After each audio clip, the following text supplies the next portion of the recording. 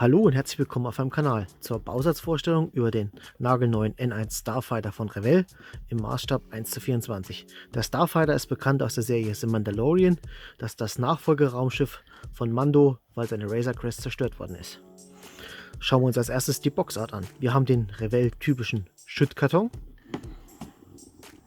Auf dieser Seite haben wir Bilder vom Modell, die detaillierten Triebwerke und eine Übersicht über die Gießäste.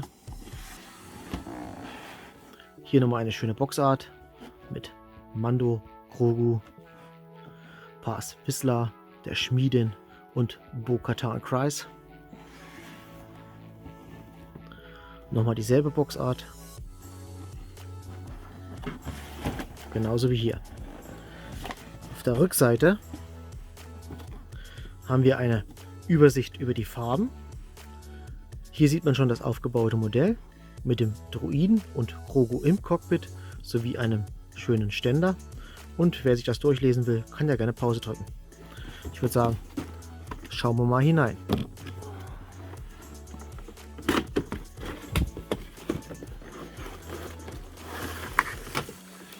Der Karton ist voll bis oben hin, wie ihr sehen könnt. Und ganz oben darauf liegt die Anleitung. Damit fangen wir jetzt an. Auf dem Deckblatt sehen wir den Starfighter mit seinem Ständer, die Revell-typischen Verarbeitungshinweise und Piktogrammerklärung, dann die erste Seite mit der Übersicht über die Farben,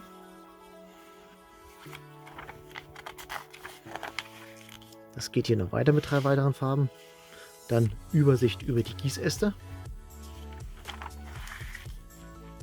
Ihr seht schon, es sind nicht sehr viele Gießäste. Und dann beginnt auch schon der Bau mit den Triebwerken, die ich finde sehr schön detailliert dargestellt sind. Das Einsetzen in die Gondeln. Dann haben wir hier diesen typischen Zettel und auch die Decals. Wie ihr sehen könnt, haben wir wieder Paint Chipping, wie bei der Razor Crest. Da muss man mal sehen, was man davon verwendet und was nicht. Ansonsten haben wir noch den Visor von Mando, den Waffengürtel und andere kleine Details für das Cockpit. Und seht ihr ja, Revell 2023, printed in Italy.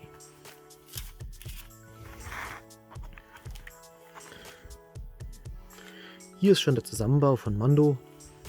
Dann muss man sich entscheiden, welche Version von Grogu man nimmt. Einmal die hinten in seinem extra Cockpit sitzt oder bei Mando auf dem Schoß. Schöne Detailbemalung, auch farblich getrennt, damit man sehen kann, wie das Cockpit farblich ist. Anbringen der Decals. Einsetzen von Mando mit Grogu, sieht echt lustig aus. Dann die beiden oberen und unteren Hälften. Anbringen der Triebwerke. Hier ist dann die andere Version, wo Grogu hinten im Pod drin ist. Das wird von unten reingeschoben. Hier nochmal Detailbemalung von den Triebwerken. Und hier kann man dann die Version sehen. Einmal mit dem Astromech-Droiden und einmal mit Grogu. Dann Mandos Unterlicht-Turbo. Das weitere Anbringen des Zusatztriebwerkes, wo er die X-Wing-Fighter abgehangen hat. Und der Ständer und dann, wie das im fertigen Modell auf seinen Displayständer kommt. Hier haben wir dann die Übersicht über die Farbgestaltung. Am Ende vom Video habe ich nochmal Detailfotos von der Anleitung, da könnt ihr euch das in Ruhe ansehen. Schauen wir uns die Gießäste an.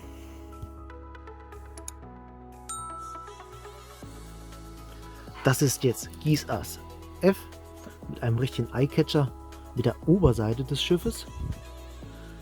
Und ich werde euch das einfach mal so ein bisschen zeigen, damit ihr die Panel-Lines seht und die Details, die da schon eingearbeitet worden sind von Revell.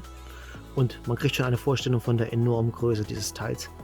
Also das macht dann richtig was her, wenn das fertig ist. Was schön zu sehen ist, wir haben kein Flash an den Bauteilen.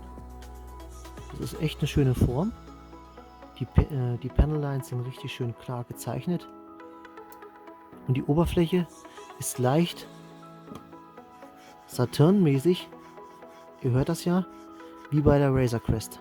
Da muss man, glaube ich, noch mal ein bisschen nachschleifen, um die glatter zu machen, damit die Spiegelung des Metalls schöner wird.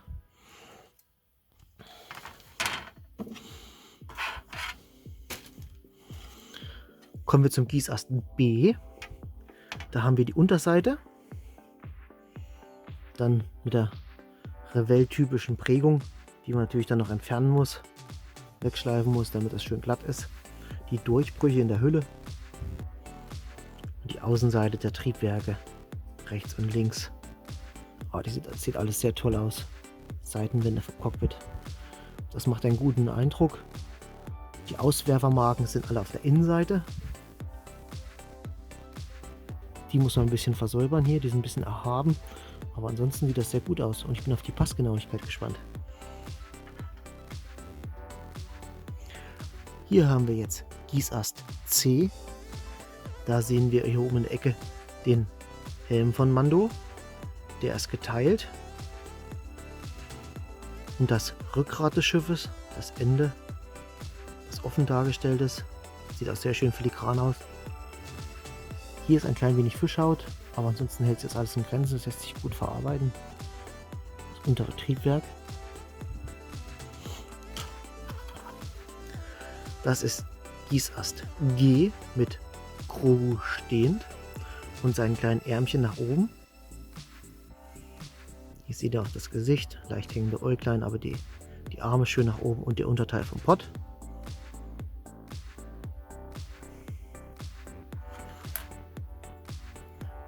Gießast E mit dem Kopf des Astromech-Droiden und Grogu sitzend.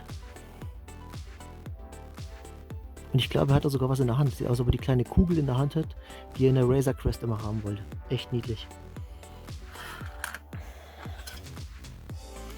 Dann die Cockpithülle.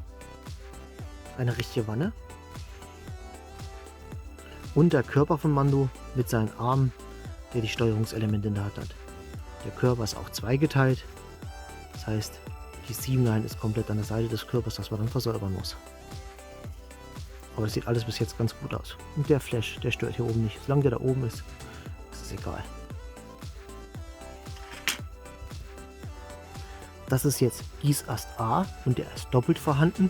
Deswegen lege ich einen mal an die Seite. Hier sehen wir die Spitze des Triebwerksauslasses, was in einer Spitze mündet, was dann richtig blau leuchtet in der Fernsehserie. Das sieht aus wie ein Verdichterrad von einer Turbine. Die Hauptwaffen hiervon dran sind nochmal Teile des Triebwerks.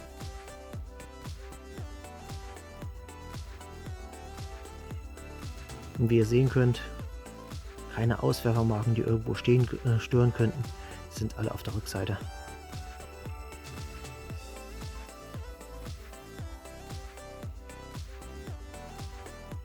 Kommen wir nun zum letzten Gießast. Das ist der Gießast H und wie ihr sehen könnt, sind hier die großen Klarsichtbauteile einmal für den Displayständer, für die Hauptscheibe und für die Kuppel. Der Kunststoff ist sehr schön klar.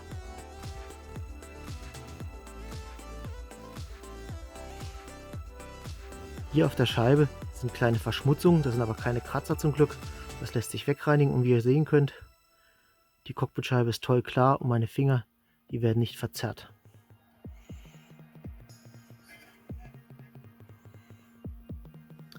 Kommen wir nun zum Fazit. Ja, was ist mein Fazit zu dem Bausatz? Ich habe mich sehr gefreut, dass Revell den rausgebracht hat. Ich habe auch schon lange darauf gewartet. Ich habe mir das Modell selber gekauft. Das ist also hat mir nicht Revell überlassen. Meine Meinung, ich bin ein großer Fan der Serie, deswegen bin ich leicht befangen. Ich finde den Bausatz echt toll. Die Teile sehen toll aus.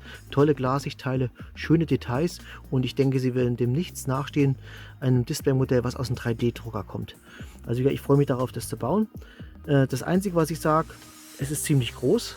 Das müsst ihr wissen, wenn ihr das irgendwo hinstellen wollt. Und es wäre halt schön gewesen, wenn dann N1 Starfighter noch in 1:72 rausgekommen wäre, dass er gut und passend neben der Razor Crest stehen könnte.